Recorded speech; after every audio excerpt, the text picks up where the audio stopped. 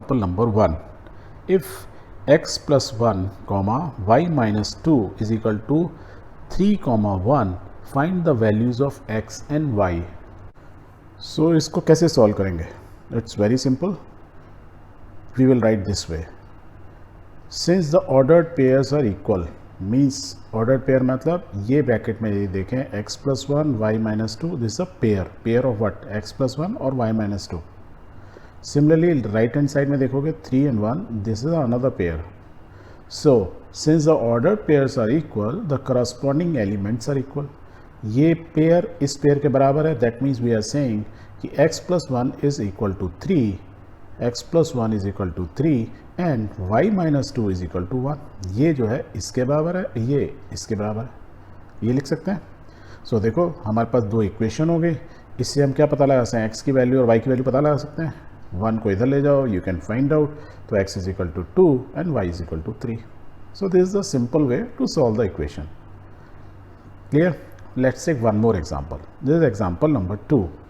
If p is equal to abc, what is p? p is a set. क्योंकि कैसे बोल रहा है सेट? क्योंकि कर्ली ब्रैकेट्स में.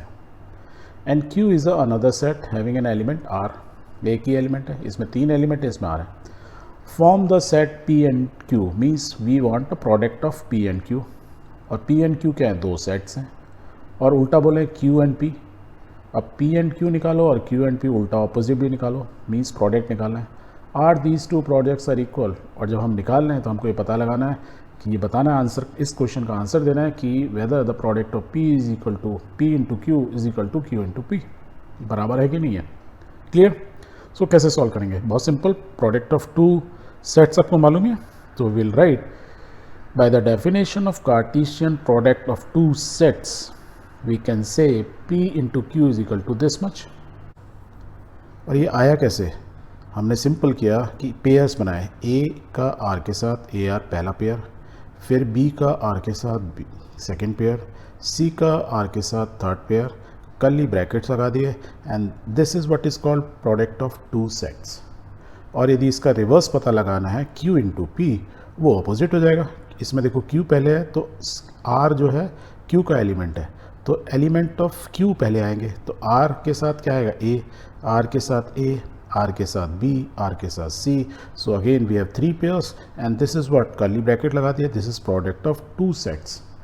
इस बार क्या हुआ? It is Q into P. अब यदि P इंटू Q और Q इंटू P इन दोनों को ध्यान से देखोगे, क्या ये दोनों के दोनों सेम हैं? नहीं है. क्यों नहीं है? क्योंकि देखो ये AR है और नीचे में क्या है? RA है. ये BR है, ये RB है.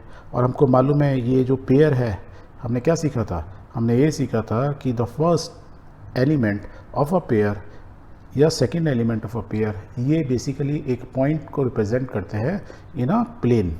कोऑर्डिनेट ज्योमेट्री में बोलते हैं ना x एंड y. तो यदि ये x है, ये y है, तो इधर ये उल्टा क्या होगा? ये y और x हो गया, ऑपोजिट हो गया. Right? So we will say by the definition of equality of ordered pairs, the pair AR is not equal to RA. Therefore, we can conclude P into Q is not equal to Q into P. ये किस case में होता है? जब P और Q क्या हैं? दो डिफरेंट सेट्स हैं, उसी केस में होता है. Otherwise product of two numbers यदि होते तो वो हमेशा क्या होता है? सेम ही होता. However, the number of element in each set will be same. Number of element देखो दोनों में सेम है. इधर 1 2 3 पेयर्स, इधर भी 3 पेयर्स. क्यों? क्योंकि इसमें एलिमेंट कितने हैं? 3. इसमें 1, 3 इंटू 1 3, या 1 into 3 is 3. So that is what I was saying. P into Q is equal to Q into P यदि ये नंबर्स होते.